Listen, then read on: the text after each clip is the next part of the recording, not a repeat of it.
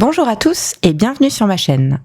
Aujourd'hui, je vais vous présenter l'histoire du meurtre mystérieux de Virginie Blusé, l'une des disparues de l'A6. Alors, restez là.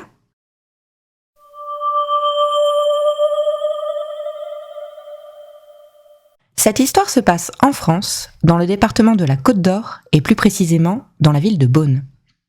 Nous sommes le 7 février 1997 et il est 18h quand Virginie Blusé, une jeune femme de 21 ans, quitte le domicile de ses parents pour aller fêter un anniversaire dans un bar du centre-ville. Mais le lendemain, elle n'est pas rentrée. Michel et Nicole Blusé ne s'inquiètent pas. C'est assez fréquent que Virginie ne rentre pas de soirée, dort chez une copine, mais réapparaît toujours dans les 48 heures, ou au moins passe un coup de téléphone. Mais là, rien. Ses parents finissent par signaler sa disparition à la police, mais 72 heures plus tard. De plus, la police n'est pas au départ très réactive non plus, étant donné que Virginie est majeure. Il laisse passer encore quelques jours précieux, puis lance enfin un appel à témoins dans la presse.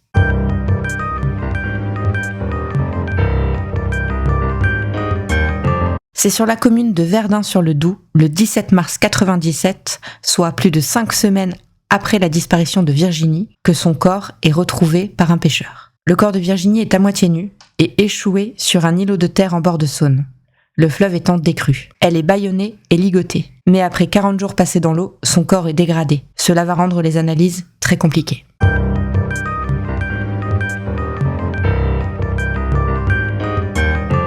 Virginie Blusé est née en 1975. Elle est issue d'une famille de 11 enfants. Elle arrête ses études à 16 ans et enchaîne les petits boulots. Elle travaille notamment dans une cafétéria sur l'aire d'autoroute de Bonne-Taillée. Virginie est décrite comme une jolie jeune fille qui aimait s'amuser et qui ne se laissait pas faire. Elle aimait sa liberté, mais elle était aussi très secrète sur sa vie. Le soir de sa disparition, elle est sortie rejoindre des amis dans un bar, comme elle le faisait tous les soirs. Mais alors, que s'est-il passé ce soir-là pour qu'elle finisse tragiquement dans la Saône ?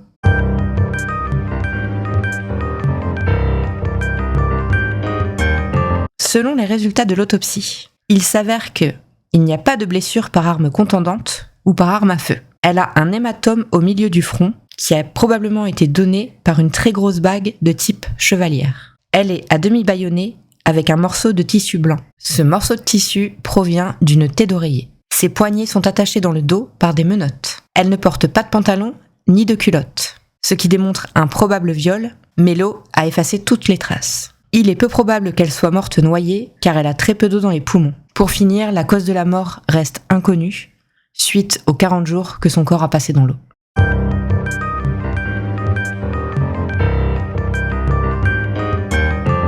Virginie sortait beaucoup, souvent dans les mêmes endroits, ce qui fait que les gens la connaissaient. De nombreux témoignages vont être recueillis, certains divergents, mais qui vont cependant permettre de retracer une partie de la dernière soirée de Virginie. Vers 18h, Virginie part de chez ses parents. Elle parcourt les 1,5 km qui la séparent du centre-ville à pied. Elle y sera vue dans 2 bars de la place Madeleine, l'Union et le 33. Un serveur dira qu'il l'a bien vue ce soir-là, mais comme tous les autres soirs. Donc qu'il n'a pas fait spécialement attention ni à l'heure, ni avec qui elle était. À 22h30, elle se rend chez sa meilleure amie, Akila. Mais Akila n'est pas chez elle. Elle se rend alors chez Pascal, un ami commun, pour savoir si Akila ne serait pas chez lui, ce qui n'est a priori pas le cas. Pascal dira qu'il l'a vue monter dans une voiture type Renault 19 ou 21, grise ou bleue.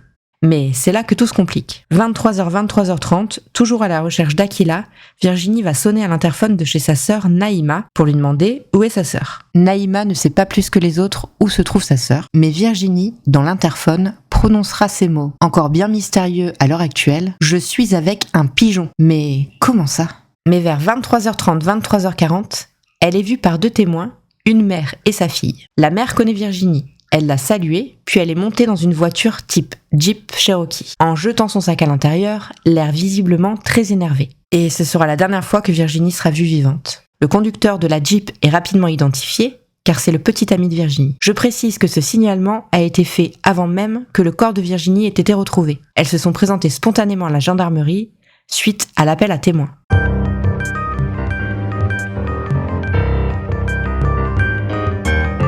Bien évidemment, Didi, le petit ami de Virginie, a été interrogé en tant que témoin après la déclaration des 2 femmes. Didi est un homme marié de 32 ans et père de 2 enfants. Il est bien connu des services de police pour trafic de stupéfiants est surnommé par certains le caïd de Beaune. Il fréquente Virginie depuis environ 1 an. Il dira qu'il était bien au bar Place Madeleine, qu'il a vu Virginie, mais qu'il a joué au billard pendant un moment et qu'il ne l'a pas vu partir. Ensuite, il a fini sa soirée en boîte de nuit au Creusot. Sauf que la police est allée interroger le vigile de la boîte de nuit, qui va affirmer que Didi n'est pas du tout venu ce soir-là. Il va alors changer sa version. En fait, la boîte de nuit était à Dole. Et il ajoute même un détail assez surprenant, il a dépanné sur la route un conducteur allemand qui tractait une caravane. Bon, la police essaiera de retrouver le conducteur, mais ils s'apercevront qu'en fait, c'est totalement faux. Et puis maintenant, bizarrement, il se souvient subitement avoir vu Virginie partir et monter dans une voiture type Renault 21, bleue ou grise, conduite par un certain shérif. Mais dans ce cas, pourquoi il n'a pas dit tout de suite ? La mémoire lui est revenue plus tard ? Didi est interpellé le 5 mai 97. Après 48 heures de garde à vue, il sera mis en examen et écroué. Il va passer 8 mois en détention provisoire, puis sera libéré sous contrôle judiciaire. En fait, la seule chose qu'ils ont contre lui, c'est ce fameux témoignage. Alors oui, des analyses ont été faites dans son véhicule et on y a bien retrouvé l'ADN de Virginie. Mais cela ne prouve rien, étant donné qu'ils se fréquentent depuis 1 an, elle est montée dans sa voiture régulièrement.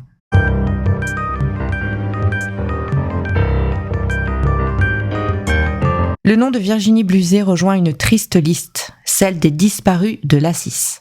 Entre 1984 et 2005, 11 jeunes femmes âgées de 13 à 23 ans ont été tuées aux abords de l'autoroute A6 dans un triangle de 200 km, Mâcon, Chalon-sur-Saône et Montceau-les-Mines.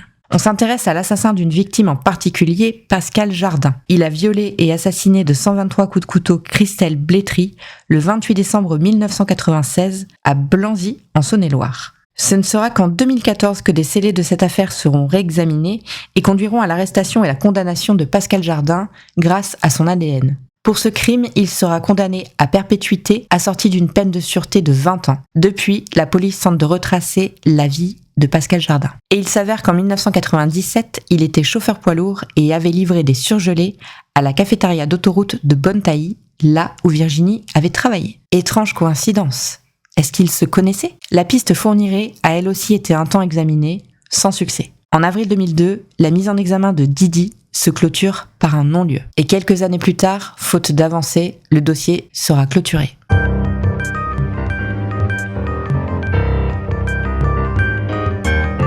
Nicole Bluzet, la maman de Virginie, est décédée 2 ans après sa fille. C'est donc son père, Michel Bluzet, qui n'est plus tout jeune depuis, qui continue à se battre pour obtenir enfin la vérité. En septembre 2023, l'enquête sur le meurtre de Virginie a été transférée au pôle Cold Case de Nanterre.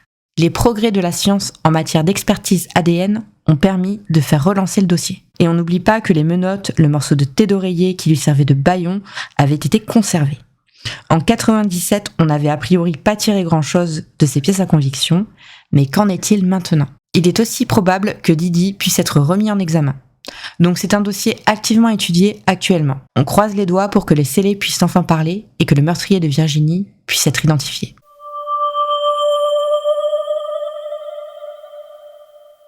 J'avais dit Virginie, surtout ne sorte pas avec ce type-là, parce qu'un jour ou l'autre il va se faire du mal. Et vous savez, les enfants quand ils sont majeurs ils écoutent pas après souvent. C'est ça le problème.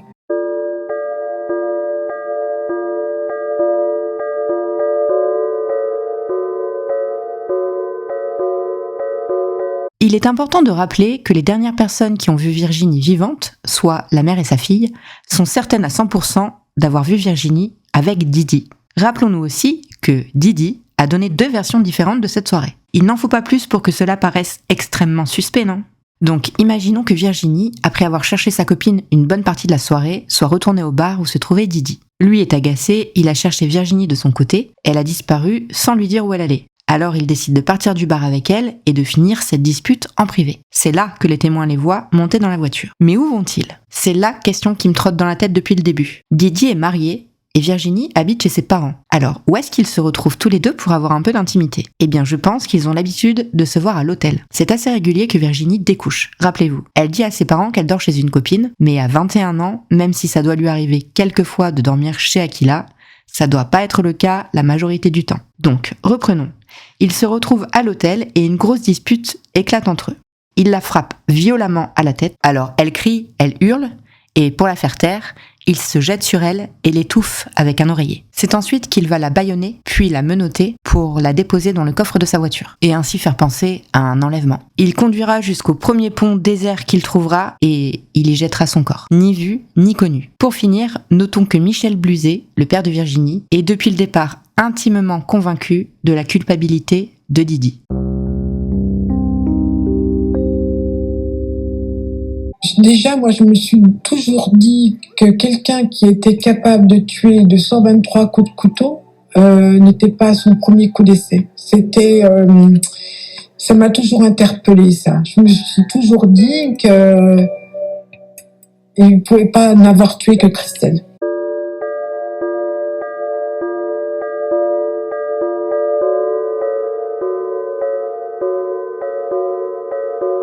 Examinons de plus près le sort des disparus de la 6. Vous allez voir qu'il n'y a pas forcément de lien entre toutes ces affaires, mais que certaines ont quand même des similitudes avec le cas de Virginie. Marie-Agnès Cordonnier et Françoise Bruyère ont disparu le 22 août 1984 vers Mâcon. Elles n'ont ni l'une ni l'autre jamais été retrouvées, c'est pourquoi on va laisser ce cas de côté. 86, Sylvie Aubert, 22 ans, est retrouvée dans la rivière de la Deule, sur la commune de Saint-Loup-Géange. Alors, on est bien sûr 11 ans avant le meurtre de Virginie, par contre, il y a énormément de similitudes entre les deux meurtres. Elles ont été retrouvées toutes les deux dans un cours d'eau. Ensuite, les deux communes, celle où a été retrouvée Virginie et celle où a été retrouvée Sylvie, sont séparées de seulement 11 km. Elles ont toutes les deux été probablement violées et elles avaient toutes les deux également les poignets attachés. Pour finir, Sylvie avait 22 ans, quant à Virginie, 21. En décembre 86, Christelle Maïri, 16 ans, a été tuée d'une trentaine de coups de couteau au Creusot. C'est 30 ans plus tard, grâce à l'ADN, qu'on retrouvera son meurtrier, qui sera condamné à 20 ans de réclusion en 2016 et qui s'appelle Jean-Pierre Murat. Là, il n'y a pas de similitude dans le mode opératoire, je pense qu'on peut laisser de côté cette piste. Ensuite, deux meurtres à l'été 87, Marthe Buisson, 16 ans, sera retrouvée sur une bande d'arrêt d'urgence sur l'A6, le crâne fracassé. Nathalie Maire, 18 ans, entendue comme témoin par les gendarmes pour le meurtre de Marthe, sera retrouvée battue avec un manche à balai et étranglée avec une rallonge électrique à la cabane de frites où elle travaillait sur l'aire de l'autoroute Saint-Albin. Là encore, pas de similitude avec Virginie. Ensuite, en novembre 90, à Montceau-les-Mines, Carole Soltésiac est retrouvée violée, poignardée et partiellement brûlée. Deux hommes ont rapidement été mis en examen et le sont toujours 24 ans plus tard. Mais en 2022, le Paul Cold Case a repris l'affaire et en octobre 2024, là très récemment, un troisième individu a été mis en examen. Affaire à suivre. En décembre 96, Christelle Blétry, 20 ans, a été tuée de 123 coups de couteau par Pascal Jardin. Je vous ai expliqué tout à l'heure pourquoi la police pense que c'est un suspect sérieux également pour le meurtre de Virginie. En 99, à Mâcon, Vanessa Thiellon, 17 ans, est retrouvée nue et couverte d'ecchymose. La cause de sa mort reste inconnue. Son petit ami est rapidement mis en examen pour homicide volontaire et il y est toujours à l'heure actuelle. Donc, on peut écarter aussi cette histoire. Dernière et pas des moindres tristement disparue d'Assis, c'est le corps flottant dans la Saône d'Anne-Sophie Girolet qui sera retrouvé en avril 2005. Là encore des similitudes dans le mode opératoire, elle a subi des violences sexuelles, a été étranglée et morte par suffocation à la suite de coups reçus au thorax. Son meurtrier s'appelle Jackie Martin. Et je pense qu'il serait souhaitable qu'on s'intéresse également au passé de cet homme, puisque le mode opératoire est visiblement le même. Pour résumer, il est fort probable que cette nuit-là, Virginie se soit retrouvée sur la route d'un de ces psychopathes. Que ce soit Pascal Jardin, Jackie Martin, ou bien une personne non identifiée encore à ce jour. Vu les similitudes sur certains de ces cas, il serait quand même étonnant que toutes ces affaires soient juste des cas isolés et qu'il n'y aurait pas une personne qui aurait tué plusieurs de ses filles. Elle était très dure en caractère, très dure, elle se laissait pas faire, elle avait du répondant. Ah oui, elle était très dure en caractère. Hein. Elle avait pas beaucoup d'amis. Elle était secrète, elle disait pas tout. Parce qu'on s'est aperçu qu'elle avait caché quand même beaucoup de choses.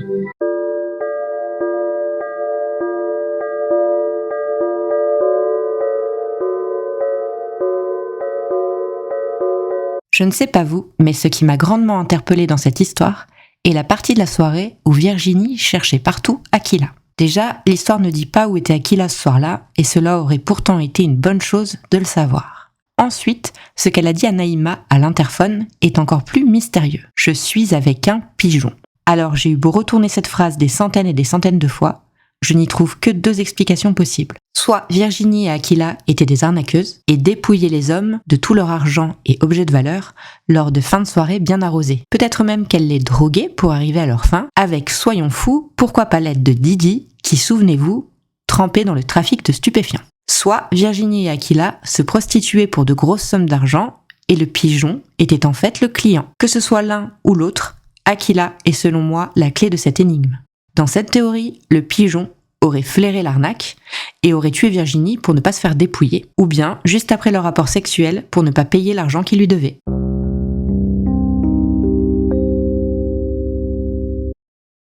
Alors, quelle théorie vous a le plus convaincu ? Théorie 1, le petit ami.